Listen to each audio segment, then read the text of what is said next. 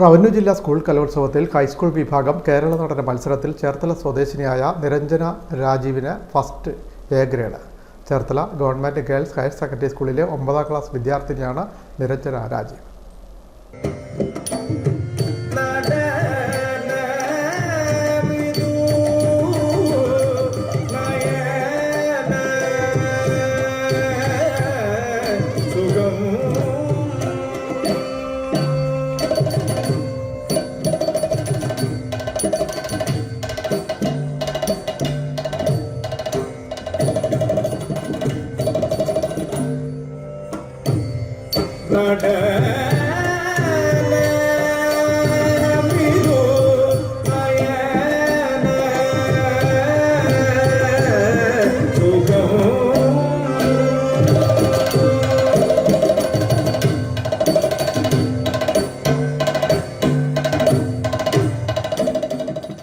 University കലാപ്രതിഭയായ വിഷ്ണു ചേർത്തലയുടെ ശിക്ഷണത്തിലാണ് കേരള നടനം പരിശീലിക്കുന്നത്.